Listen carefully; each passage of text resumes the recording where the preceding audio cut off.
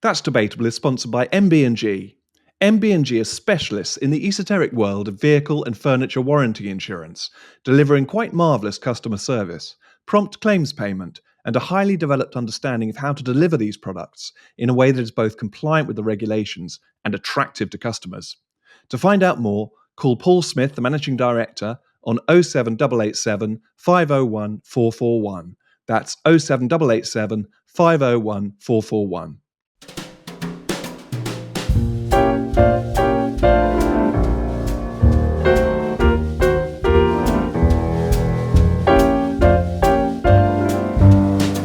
Hello and welcome to That's Debatable, the weekly news podcast of the Free Speech Union. Welcome back to all of our listeners and to all of our viewers. And I think we should launch straight in, Jan, don't you think? We were at Lucy Connolly's appeal last week. The staff of the FSU, we had an all-day meeting and we took the opportunity to, in the morning, stand outside the Royal Courts of Justice with a fantastic banner that you had made, Jan, called Police Are Streets, Not Our Tweets, which really sums up, I think, the issue at the heart of so many of these online cases, certainly things that have been caught by the Online Safety Act, which is that time, resources, energy seems to be being spent on policing our tweets and not our streets. So do you want to give a bit more background, Jan, on sort of the Lucy Connolly appeal? Because I know you talked to many people on the day and helped to organise that day for us as well. Yes, herding cats came to mind with the Free Speech Union staff. Oh yeah, no, definitely. we had to, when we knew the date of Lucy Connolly's appeal at the Royal Courts of Justice, we decided that we would make some kind of statement outside in the morning of the hearing. So we organised a banner. Some of us are more accustomed to protesting than others. Some people had never been on a protest before. So anyway, we decided to station ourselves outside the court with our banner, police our streets, not our tweets, as a show of solidarity for Lucy Connolly, whom we're supporting, but also to expand the issue to go beyond Lucy Connolly, which is the significance of her case for other people. And for all of us, really, who might be saying things on social media and who run the risk of falling foul of the law as it's currently being deployed. So, so this was her appeal hearing, and it ran into the afternoon. So Toby and I went along and sat in the court in the afternoon with another couple of colleagues. Allison Pearson, the journalist, was there. He's obviously done an awful lot to sort of humanise Lucy's story and had a very long piece in the Telegraph, I don't know, about a month ago, which really kind of told the background story of Lucy herself, but also what happened to her and what's happened subsequently to the family by interviewing Lucy's husband, Ray Connolly, who was also in the court with us, and had a long chat with him in the pub after the hearing ended. So there was a very disappointing, a disappointing outcome. In that, obviously, what you really want is for the three judges to immediately say, after a brief hearing, this is ridiculous. We don't think that Lucy's sentence is a reasonable one, and we will free her now. And so at least Lucy wasn't in court. She was joining remotely from the prison where she's being held. So she was on a video screen rather than in the courtroom. But what you really wanted, obviously, was a kind of, the kind of dramatic result, which is for her to be released that day. Now, unfortunately, that didn't happen. The judges decided that they couldn't immediately decide on their judgment, and that because there were new facts introduced into the appeal hearing, I think that was the basis, they would need to go off and consider, and then they said they would issue a written judgment instead, and that would be issued as soon as possible. So there's nothing more precise than that. I think the hope is that this will come about early this week, but it's difficult to know. And she's due probably to be released in August anyway. So this is it was very stark. So sitting in a courtroom, Court 7 at the Royal Courts of Justice, it's a proper courtroom. It's got a dock which is mounted on the wall with huge bars around it. I mean, it would have been, I think, very shocking to see Lucy in there had she been put in there. I think there's also an ordinary dock.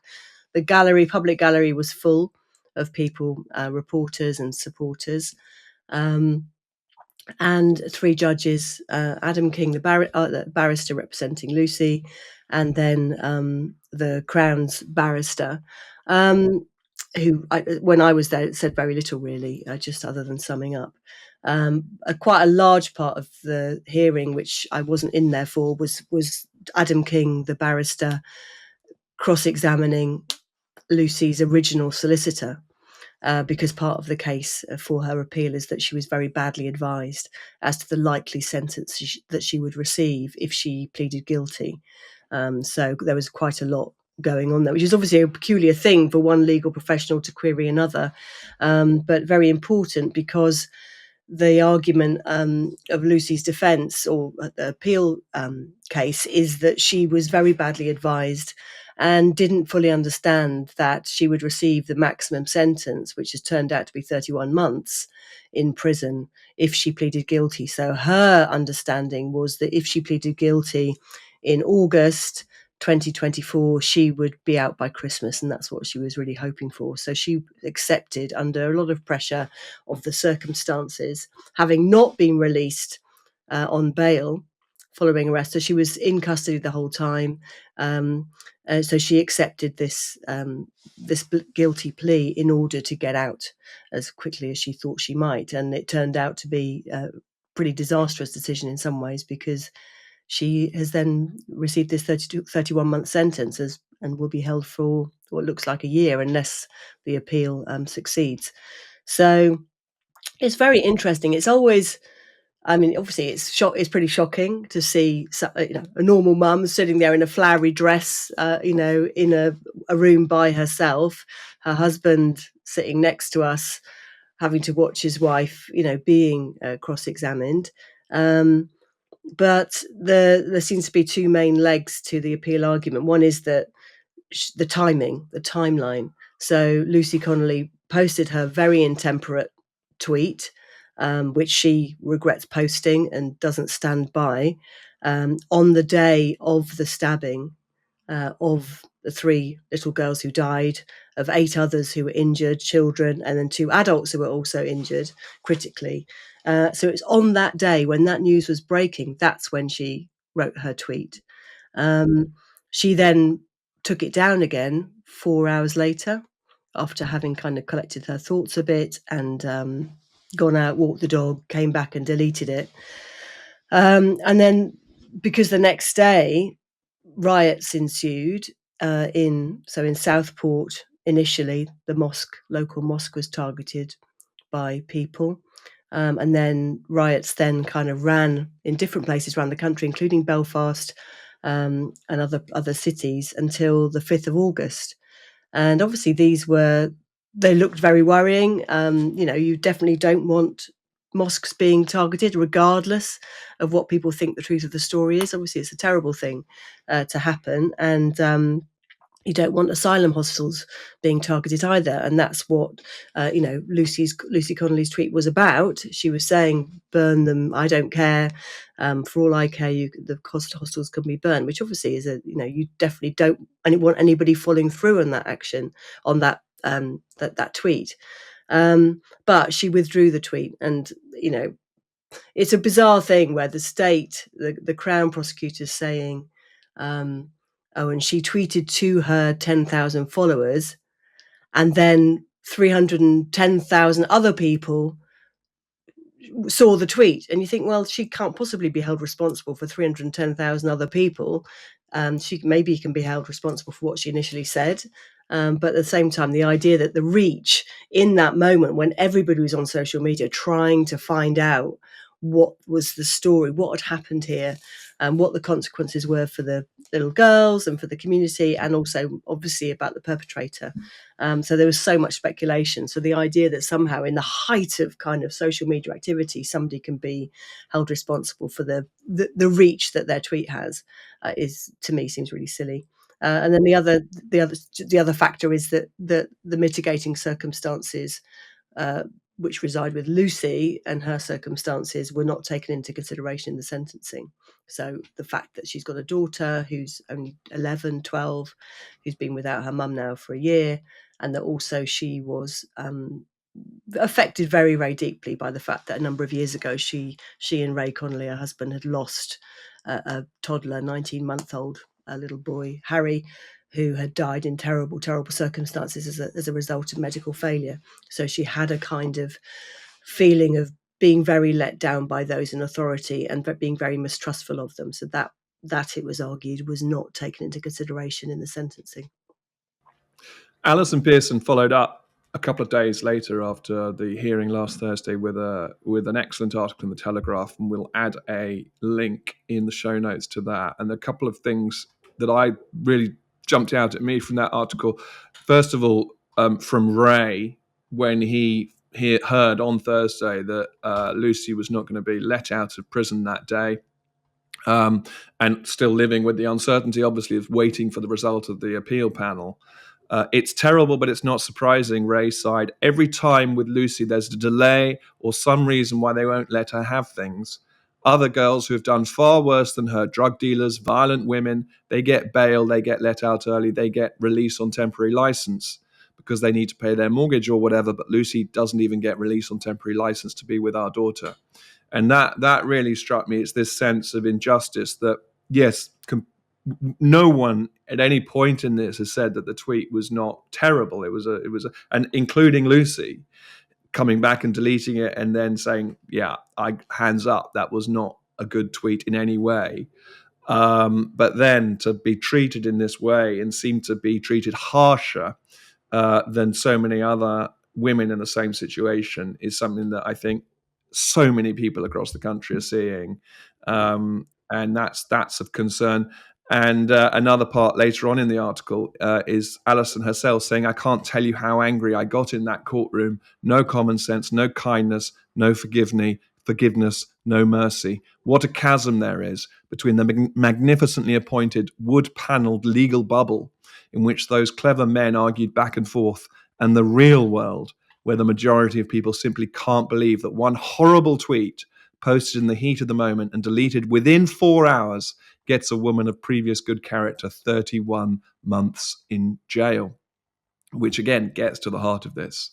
It gets to the heart of what we were trying to say in the banner as well. So really well worth, I think, going back to those articles that Alison has written and that so many other people have written. I mean, this got picked up by the BBC as well, didn't it, Jan? So this was all over the media on Thursday and afterwards. So and very much at the heart of what we want to do at the Free Speech Union is show our support for someone like Lucy, for getting into such trouble for what she effectively said. Yes, and it seems what was really striking was how in the legal system, which maybe this is probably no surprise to people who work within the legal system, which obviously I don't, and neither do you, but that when you're pushed through the sausage machine of the legal system, the person in the round kind of disappears. So the Crown barrister said, she said this was racist, she is racist.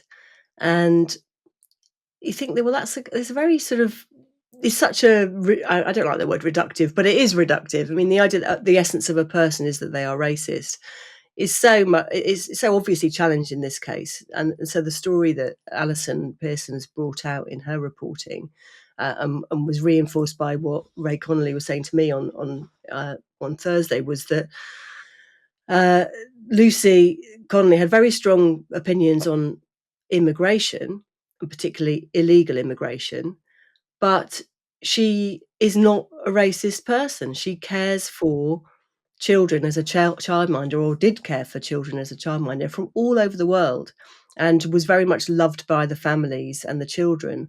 And so Ray was saying that these children that she's been looking after have been going to visit her in prison, and they say, "I want to see my English mummy." And these are children from Nigeria, from all different countries. And the parents have been very supportive of her and have offered letters of support to support Lucy's case. Her neighbours in her where she lives are incredibly supportive. Ray said that they wanted to organise a street party, which she's wary of, but that shows there's something, that she's not seen as some kind of outlier political organizer. She's just an ordinary woman with a very strong opinion on that day, which I think lots of us would have had, and maybe not that opinion, but we certainly had strong opinions. So anyway, I think it's just that when does the opportunity occur to see the person in the round, and that just shows the danger when you're trying to judge words, only words, because there's no action in Lucy's case, it's purely words. Taking words in isolation from the person who's uttered them. It's a really, you can just see that you remove the context and you try and put her into this big national context of what disorder that subsequently followed and the panic response from those in authority. Then you can see that there's the ground is ripe for an injustice like this. We're still waiting, as of this time of recording, we're still waiting for the appeal panel to come back. And it may be that by the time this is released, we've heard. But again, it's this sort of agony. It is agony waiting, particularly obviously for Lucy, but also the family, and really for all sorts of interested parties who are looking at this and saying, what does this actually mean for free expression? And where we are as a country. So we will obviously follow this up again, I'm sure, Jan, as the story continues. Our next item is a bit different, and it's not about a particular person. It's about the EU. Now, it's quite relevant because this is the day, and tomorrow will be the day after the day when Keir Starmer has announced a reset for the British. For the UK with the EU and a new deal with the EU. Anyway, I was scurrying around and I dug out this article that's in Spiked about the EU plotting to crush free speech in Ireland. That's the title. Essentially, the European Commission in Brussels has threatened to bring legal proceedings against Ireland. This was earlier this month. And the Commission is demanding that Ireland impose draconian restrictions on the right of its people to speak their minds.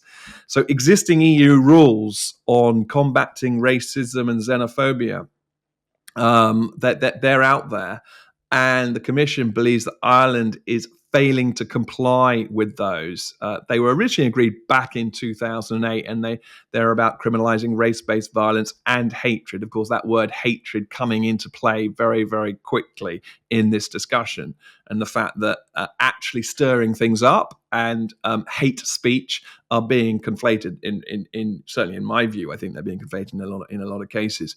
So what is happening here? Obviously, people and listeners and viewers will remember that in Ireland there was a battle to fight back against a hate crime act that was very vague.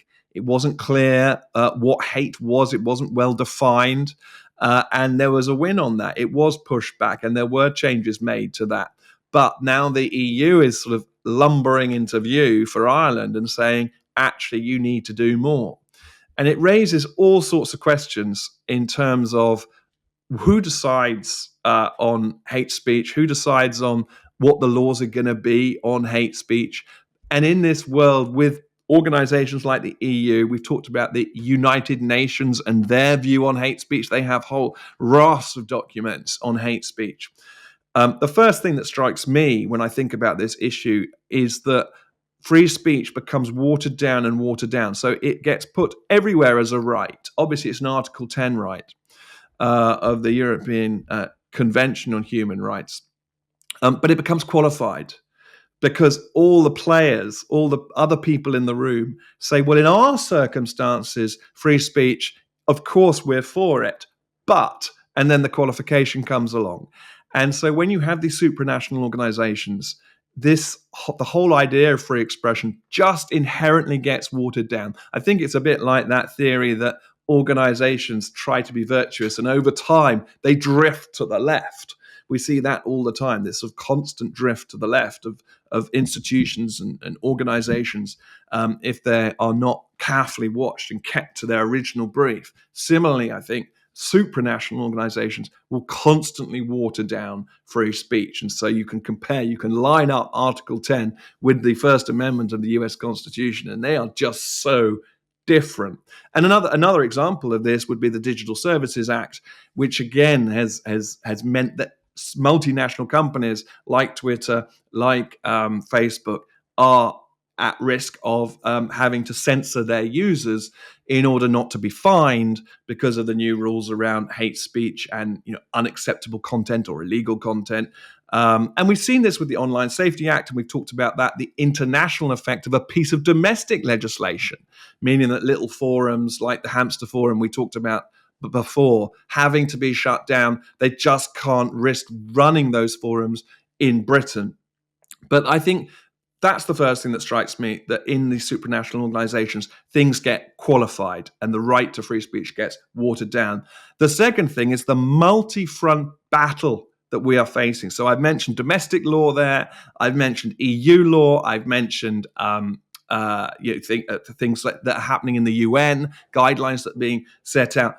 It's like a whack-a-mole fight, battle, war, that on every front there is qualification and watering down of free speech and an attack on it and a challenging of free speech. And that it does seem like with every win, it's two more heads grow where we cut off the last head of the Hydra. So that's the second thing that strikes me about this, that every which way you look, we've got a real fight on our hands. And the last thing I would say is that it comes back to this question of whether free expression and free speech are downstream of politics, or whether so is culture downstream of politics, or is politics downstream of culture?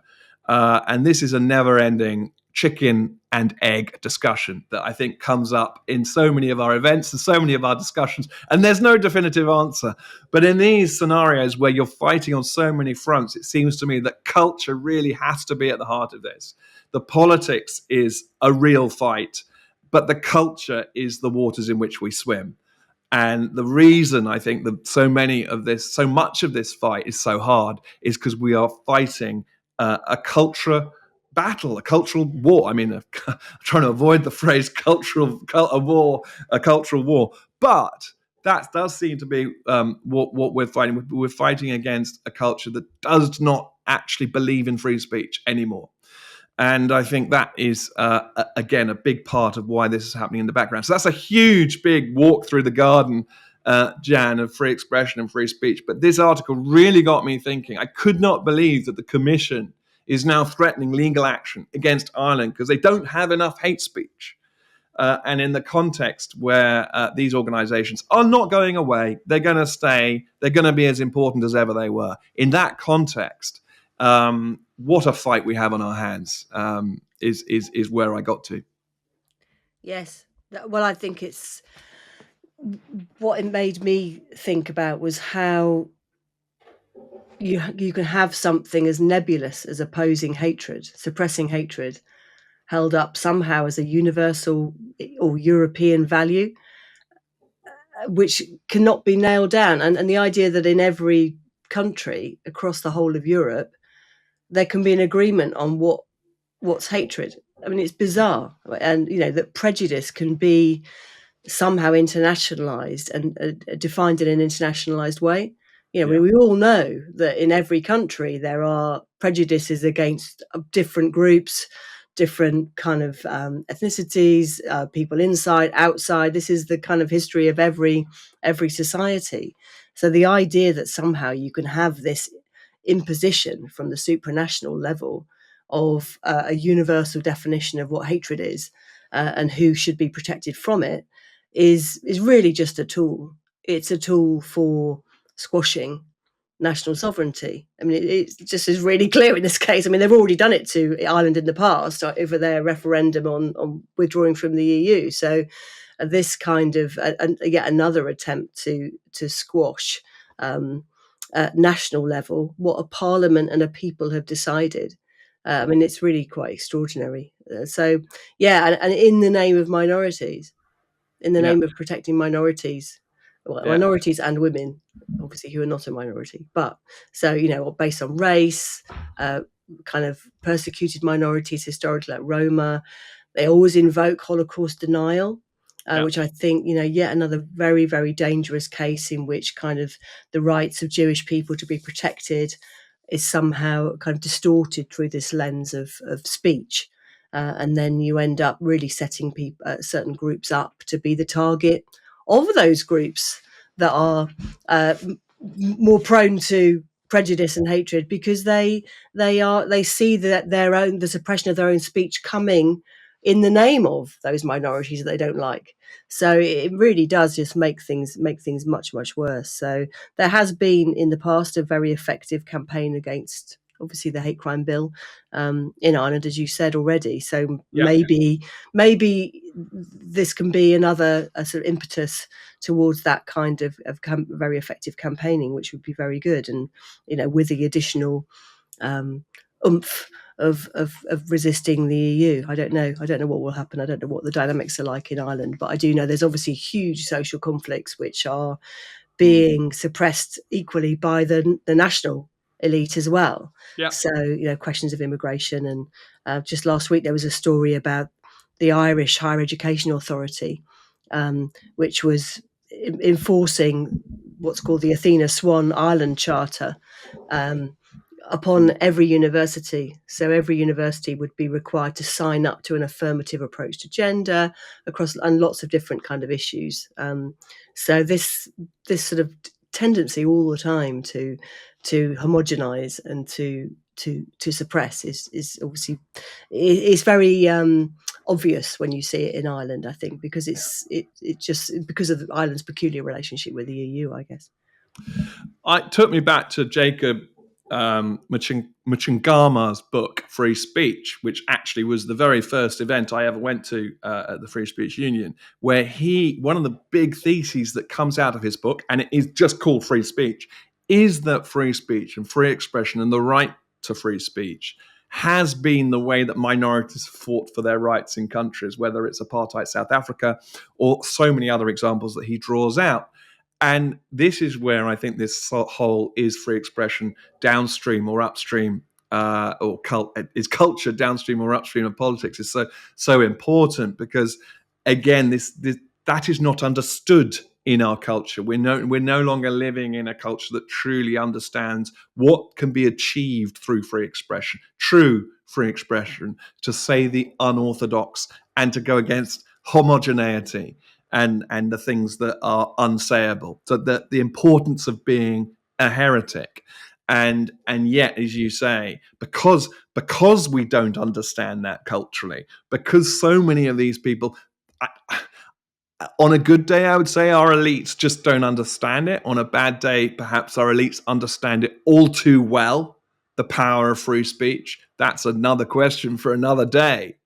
But because somehow that has been lost, this sort of thing, such as what is happening in Ireland, is allowed to happen, is allowed to get as far as it's going.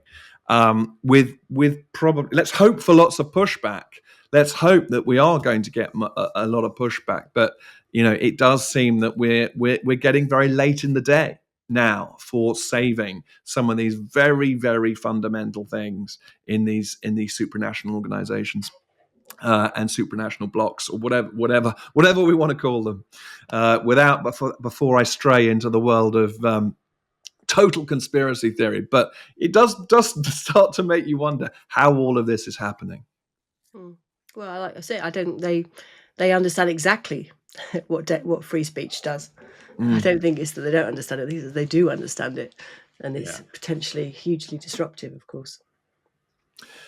Do you want to mention Helen Joyce? Next on my list, Jan, in the notes that we've put together, it just says Helen Joyce, one of our heroes. Yes.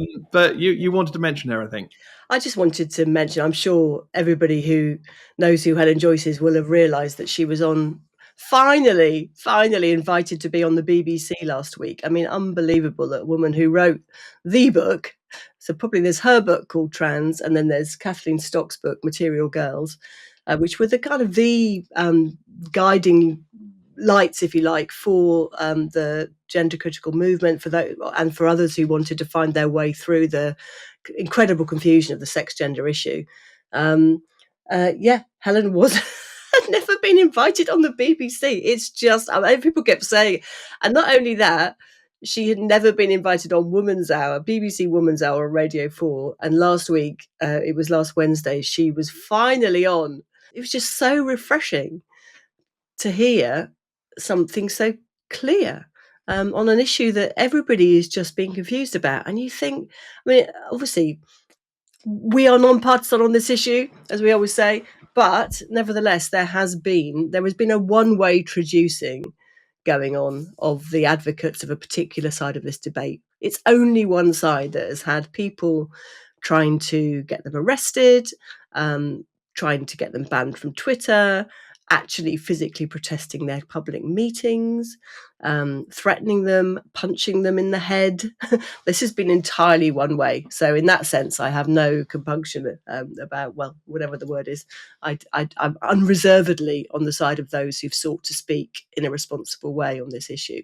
And that's what Helen did. So I'm sure there was a lot of people around the country who were listening to that and were just so grateful of the clarity. But also very sad, because you think, well, had she been allowed to speak on the mainstream media early on, would it have been possible for everybody to have become so confused about this?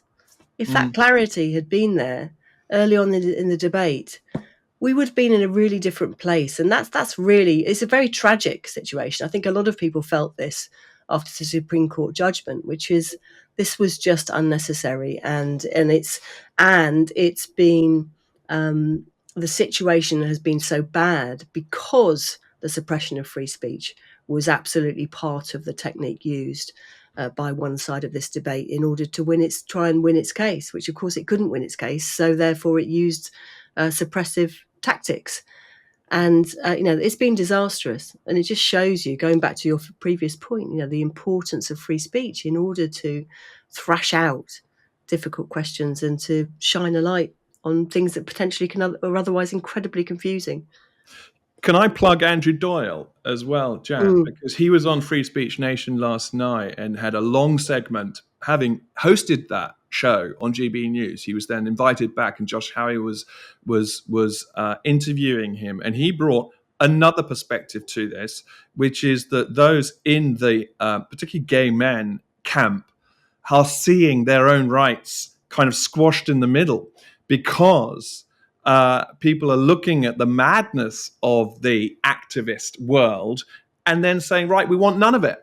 We want none of it. And they're sort of bundling all of it into one bucket and saying, I don't want anything more to do with LGBT, and throwing everything out. And of course, what you then have, he mentioned there are some states now in America who are trying to roll back on gay marriage and gay rights, and they've just said enough's enough. And that actually at heart, so much of this is a form of homophobia, whereby every man, you're not allowed to like other men. You're actually a woman.